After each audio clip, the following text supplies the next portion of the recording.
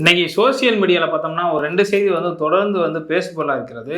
பகல்காமில் நடந்த இந்த தீவிரவாத தாக்குதலுக்கு எதிராக இந்திய ராணுவம் 9 தீவிரவாத முகாம்களை அடிச்சு வச்சிருக்காங்க. இன்னொரு செய்தி எந்த ஒரு கோடி மீடியாக்கள்லையும் வெளியாகவில்லை. அதாவது இந்திய அரசிற்கு இந்திய பிரதமர் அவர்களை வாழ்த்து துதிப்பாடக்கூடிய தமிழ்நாட்டு ஊடகங்களும் சரி, இந்திய ஊடகங்களும் சரி மறைக்கப்பட்ட ஒரு செய்தி. அதில் அந்த செய்தி என்னன்னா, ஒரு சிறுவன் பேசின அந்த பேட்டி தான்.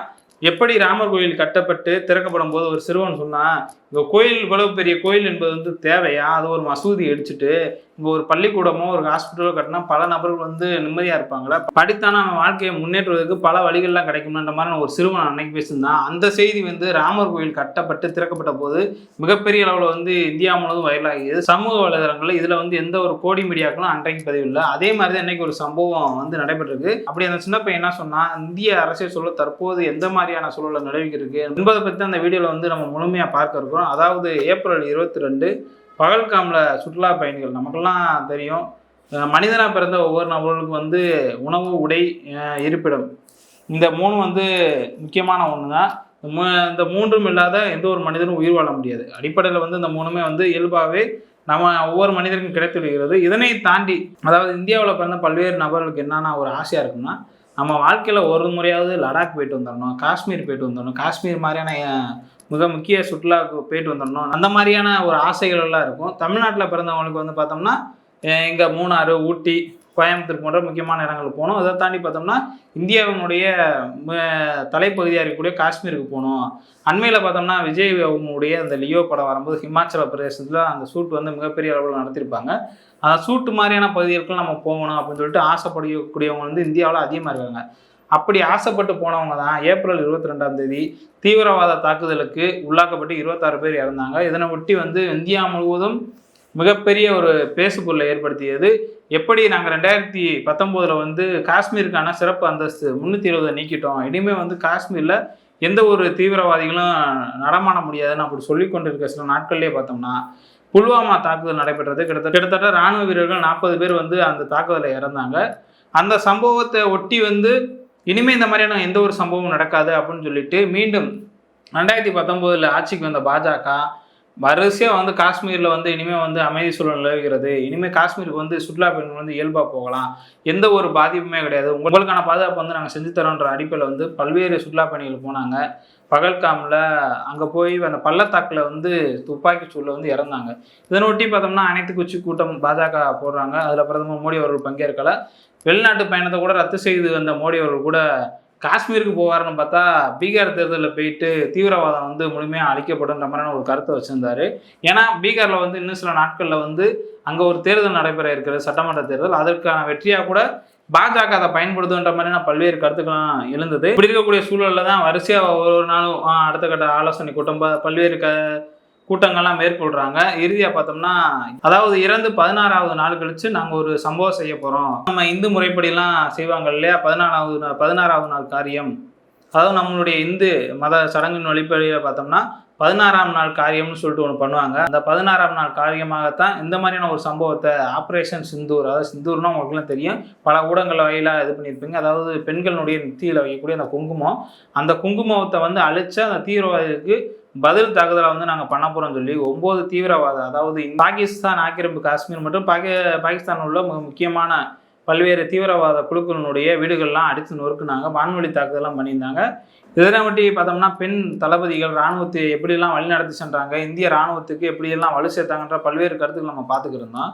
இந்த சம்பவம் என்னதான் ஒரு பக்கம் நீடித்து கொண்டே இருந்தாலும், இன்னொரு புறம் பார்த்தோம்னா பாகிஸ்தான் இராணுவம் பார்த்தோம்னா இந்திய பகுதிகளில் தாக்குதல் ஆரம்பிச்சிருக்காங்க. இந்த தாக்குதல் பெரும்பாலான ஊடகங்கள் பேச மறுக்கிறாங்க. நாங்கள் அடித்து நொறுக்கிட்டோம், பாகிஸ்தான் அலறிடுச்சு வச்சிருச்சு, ஒரு குண்டு கூட இல்லை, 2 நாளில் குண்டு தீர்ந்துடும், 3 நாளில் அவங்களால சாப்பாடு பிரச்சனை ஆகிடும், 4வது நாளில் பாகிஸ்தானில் உணவு தட்டுப்பாடு ஏற்று 5வது நாளில் அவங்க மொத்தமாக செத்துருவாங்க. இந்த மாதிரியான பல்வேறு ஊடகங்கள் வாயிலாக உருட்டி கொண்டிருக்கின்ற சில கோடி மீடியாக்கள் சில சம்பவங்களை திட்டமிட்டு மறைக்காங்க. அதாவது நம்மளுடைய இந்திய இராணுவம் இப்படி தாக்குதல்லாம் நடத்தி கொண்டிருக்க ஒரு சூழலை பார்த்தோம்னா பாகிஸ்தான் இராணுவமும் பதிலுக்கு காஷ்மீர் பகுதியில் பூஞ்ச், குப்வாரா போன்ற பகுதிகளில் ஒரு தாக்குதலை ஏற்படுத்தியிருக்காங்க. இது இராணுவ அந்த கட்டுப்பாட்டு எல்லைகளை மீறி அப்பாவி மக்கள் வசிக்கின்ற பல்வேறு பகுதிகளில் போற தொடங்கியிருக்காங்க. பல்வேறு துப்பாக்கி சூடுகள், குண்டுகள்லாம் போட்டதில் கிட்டத்தட்ட ஒரு 15 நபர்கள் வந்து இறந்துருக்காங்க. ஒரு 15 பேர் இறந்துருக்காங்க. 26 பேர் இறந்ததுக்கு வந்து நம்ம நாடை எவ்வளோ ஒப்பாரி வச்சு எவ்வளவுலாம் ஆர்ப்பாட்டம், பிரச்சனைகள், விவாதங்கள் போன்ற பல்வேறு நிகழ்வுலாம் நடந்தப்ப இந்த மாதிரியான ஒரு 15 பேர் இறந்துருக்காங்க. 48 பேருக்கு வந்து படுகாயம் அடைஞ்சிருக்காங்க. ஒரு செய்தி வரல. எந்த ஒரு ஊடகங்கள்ல, எந்த ஒரு கோடி மீடியாக்கள்லையும் இந்த மாதிரியான ஒரு சம்பவம் அதில் வந்து காட்டவே மறுக்கிறாங்க. ஏன்னா போர் என்பது வந்து இரு பக்கமும் வந்து ஒரு கூர்மையான ஆயுதம் தான். நம்மக்கிட்ட எந்த அளவுக்கு வந்து இராணுவ பலம் இருக்கோ அதே மாதிரி தான் எதிர்கிட்ட இருக்கும். எதிர்கிட்ட இல்லைனாவும் பக்கத்து நாடுகள்ல இருந்து போர்க்கருவிகளை பெற்று தான் சண்டையெல்லாம் செய்வாங்க. இப்போ வந்து உங்களுக்குலாம் பலமான நாடுன்னு உங்களுக்கு தெரியும், இந்த ரஷ்யா.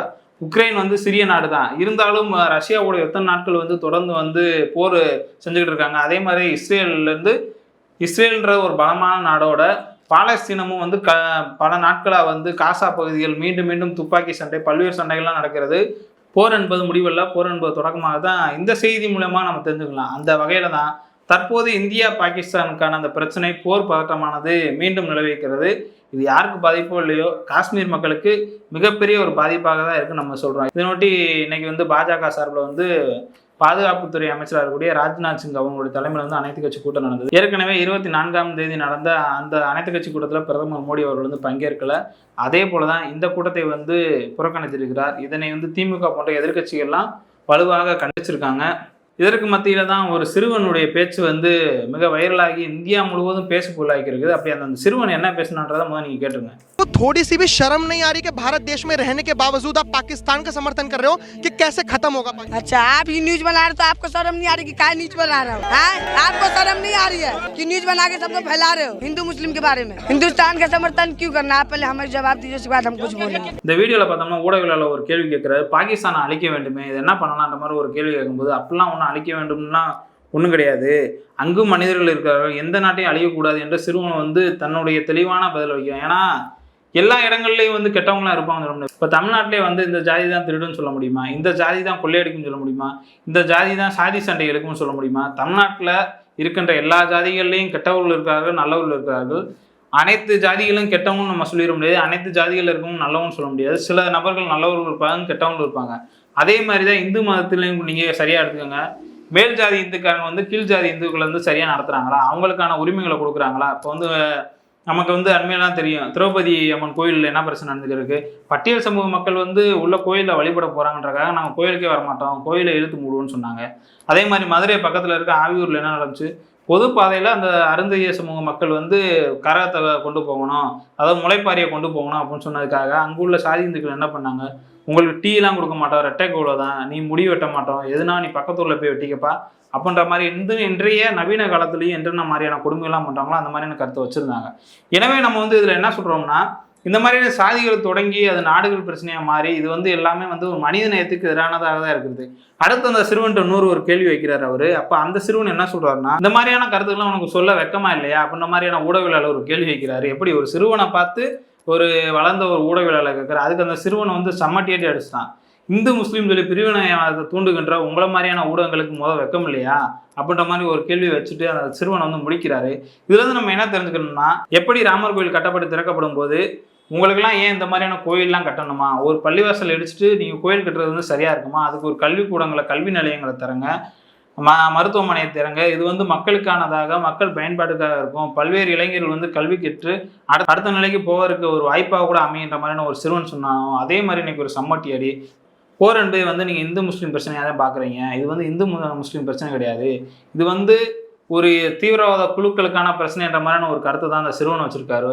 எதை எப்படியோ நம்ம இந்த மாதிரியான தீவிரவாத சம்பவத்துக்குலாம் நம்ம என்றைக்குமே ஆதரிக்கிறது கிடையாது. தீவிரவாதம் என்பது வந்து முற்றிலும் அழிக்கப்பட வேண்டும். அதற்காக அப்பாவி மக்கள் யாரும் வந்து தாக்கப்படக்கூடாது என்பதுதான் நம்மளுடைய கருத்து. ஏன்னா இப்போ வந்து நம்ம வந்து பாகிஸ்தானோட போர் தொடுக்கும்போது அவங்க வந்து காஷ்மீரில் வந்து போர் தொடுக்குறாங்க. ஏன்னா ஏற்கனவே நமக்குலாம் தெரியும், பகல்காம் தாக்குதலுக்கு பிறகு வந்து இன்னும் காஷ்மீர் மீண்டு வர முடியாத ஒரு சூழல் தான் இருக்குது. ஏற்கனவே வந்து ஆளுநர் ஆட்சி இருந்துச்சு. அதற்கு அடுத்தபடியாக வந்து பார்த்தோம்னா தொடர்ந்து வந்து புல்வாமா தாக்குதல் போன்ற மிக முக்கியமான சம்பவங்கள்லாம் ஏற்பட்ட போது வந்து சுற்றுலா பயணிகள் வந்து அங்கே செல்வதற்கான ஒரு வழியே இல்லாமல் இருந்தாங்க. ஏன்னா இப்போ நமக்கெல்லாம் இருக்கும், நமக்கு இங்கே பல்வேறு வேலைகள் இருக்கும், நம்ம மாதிரி ஆட்கள்லாம் அடுத்தடுத்த வேலைகளுக்கு போய்க்கிறோம். காஷ்மீர் மக்களுக்கு முழுமையாக சுற்றுலாவை நம்பி தான் வாழ்கிறார்கள். அவருக்கான ஒரு சொர்க்கத்தை நாம் வந்து காட்டணும்னு விரும்பினா போர் வந்து தனிய வேண்டும். இப்போ இதுலேருந்து நம்ம இறுதியை நம்ம என்ன சொல்ல வரோம்னா, போர் என்பது முடிவல்ல, அது தொடக்கம் தான். அது இரு பக்கமும் கூர்மையான ஆயுதமாகத்தான் நம்ம பார்க்க முடியுது என்பதுதான் நமது கேள்வி ஊடகத்தின் சார்பாக வந்து இந்த நேரத்தில் வந்து தெரிவித்துக் கொள்கிறேன்.